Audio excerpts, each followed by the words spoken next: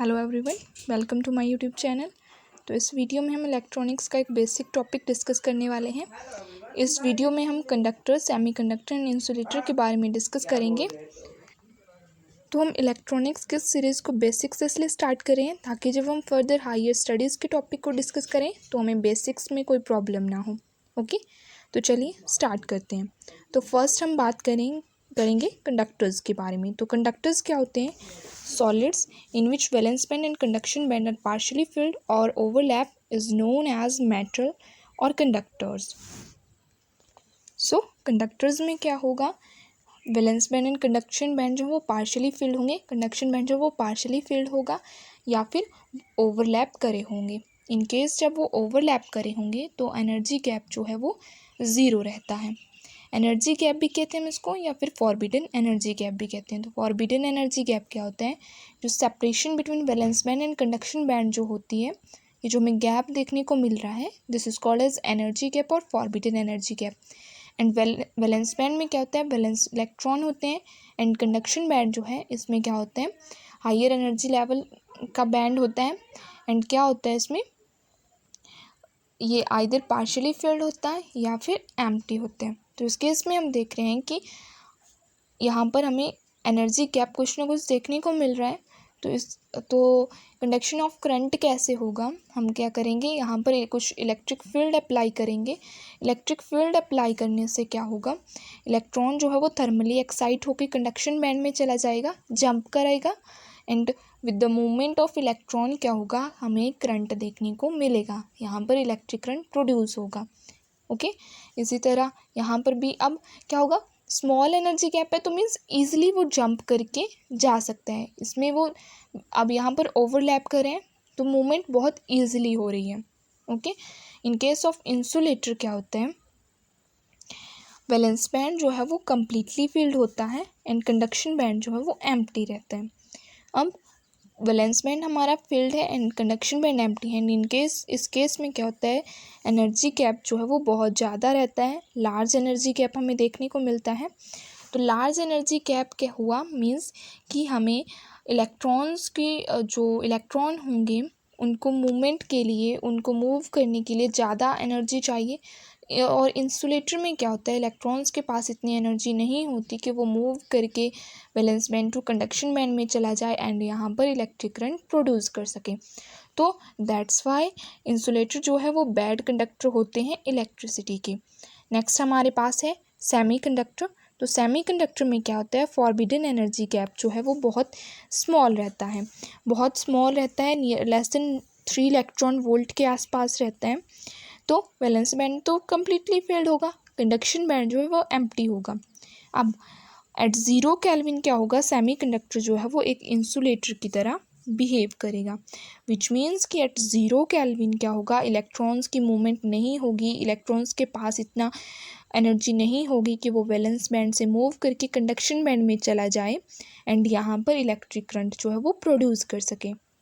Okay, but at room temperature या फिर जैसे हम टेम्परेचर को इंक्रीज़ करते जाएंगे, इलेक्ट्रॉन्स के पास इतनी एनर्जी होगी कि वो मूव करके, जंप करके कंडक्शन बैंड में चले जाएं एंड वहाँ पर इलेक्ट्रिक करंट प्रोड्यूस होगा।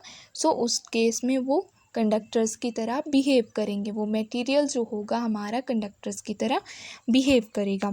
एग्जाम्पल अगर हम सेमीकंडक्टर्स के लें तो जर्मेनियम एंड सिलिकॉन इसके एग्जाम्पल हैं। जर्मेनियम के केस में जो एनर्जी गैप होता है वो 0.72 इलेक्ट्रॉन वोल्ट रहते हैं। सिलिकॉन के केस में 1.2 इलेक्ट्रॉन वोल्ट जो है फॉरबिडन एनर्जी गैप इसमें रहता है। ठीक है, सो इस डिस्कशन से हमें कुछ की पॉइंट्स मिल रहे हैं। तो फर्स्ट है कि conductivity of a conductor decrease with increase in temperature, कि कंडक्टिविटी जो होती है कंडक्टर्स की वो डिक्रीज करती है with increase in temperature. Okay, तो हमें पता है कि मेटालिक कंडक्टर्स में क्या होता है? चार्ज कैरियर्स जो होते हैं वो फ्री इलेक्ट्रॉन्स होते हैं। ओके, फ्री इलेक्ट्रॉन्स इस केस में चार्ज कैरियर्स होते हैं। तो फ्री इलेक्ट्रॉन के चार्ज कैरियर्स होने से होंगे तो जैसे ही हम टेम्परेचर कंडक्टर्स का इंक्रीज करेंगे तो amplitude of vibration of atom also increases. Okay, means कि जो एटम्स होंगे वो उस क्रिस्टल लैटिस में जो एटम्स होंगे उनका वाइब्रेशन का जो एम्पलीट्यूड होगा वो भी इंक्रीज़ करेगा विच मीन्स कि जो हमारे पास मेटल होंगे उसमें कोलिजन जो है फ्री इलेक्ट्रॉन एंड जो आयंस होंगे उनमें कोलिजन इंक्रीज़ होगा।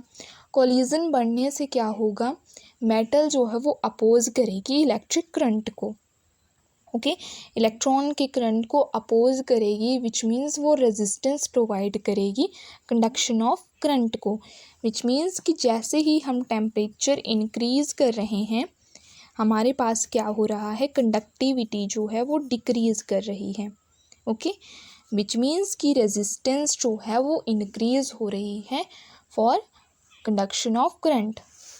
और इस रिलेशन को हम इस तरह से भी समझ सकते हैं कि resistance is inversely proportional to conductivity. So जैसे ही टेम्परेचर इंक्रीज़ कर रहे हैं रेजिस्टेंस जो है इलेक्ट्रिक करंट के लिए इंक्रीज़ हो रही है विच मीन्स कि वहाँ पर कंडक्टिविटी जो है वो डिक्रीज़ हो रही है, ओके नेक्स्ट यही पॉइंट है। नेक्स्ट है कि सेमीकंडक्टर्स में क्या होता है, कंडक्टिविटी इंक्रीज़ करेगी विद इंक्रीज इन टेम्परेचर, लेकिन सेमीकंडक्टर के केस में उल्टा देखने को मिल रहा है हमें, कंडक्टिविटी जो है वो इस केस में इंक्रीज़ करेगी जैसे ही हम टेम्परेचर को इंक्रीज़ करेंगे। इस केस में ऐसा क्यों हो रहा है, हमने डिस्कस किया कि एट 0 केल्विन क्या हुआ, जो मटेरियल है वो इंसुलेटर की तरह बिहेव करेगा, मीन्स कि उस टाइम क्या हुआ जब कोई 0 केल्विन टेम्परेचर पे कोई भी इलेक्ट्रॉन की मूवमेंट नहीं हो रही है, मीन्स वहाँ पर इलेक्ट्रिक करंट नहीं प्रोड्यूस हो रहा है। लेकिन जैसे ही हमने टेम्परेचर को इंक्रीज़ किया इलेक्ट्रॉन जो है वो valence band to conduction band move करा, okay valence band to conduction band move करा एंड मूव करने से क्या हुआ, वहाँ पर इलेक्ट्रॉन की मूवमेंट से हमें इलेक्ट्रिक करंट देखने को मिला, विच मीन्स कि सेमीकंडक्टर के केस में क्या होता है, कंडक्टिविटी जो है वो इंक्रीज़ करेगी जैसे ही हम टेम्परेचर को इंक्रीज़ करें। अब कंडक्टिविटी इंक्रीज़ करी विच मीन्स कि रेजिस्टेंस जो है वो, तो रेजिस्टेंस इस केस में डिक्रीज़ करेगी, यहाँ पर डिक्रीज़ करेगी, ओके सो इस केस में रेजिस्टेंस जो है सेमीकंडक्टर के केस में डिक्रीज़ करेगी विद इंक्रीज इन टेम्परेचर, क्योंकि जैसे ही हम टेम्परेचर को इंक्रीज़ कर रहे हैं मूवमेंट ऑफ इलेक्ट्रॉन स्टार्ट होगी एंड वो जंप करके कंडक्शन बैंड में जाएंगे एंड वहाँ पर हमें करंट देखने को मिलेगा। आई होप आपको ये वीडियो पसंद आई होगी। अगर आपको पसंद आई हो तो इसे लाइक शेयर एंड कमेंट ज़रूर करें, एंड अगर आपके पास कोई सुजेशन हो वीडियो से रिलेटेड तो प्लीज़ कमेंट में लिखें। Thank you.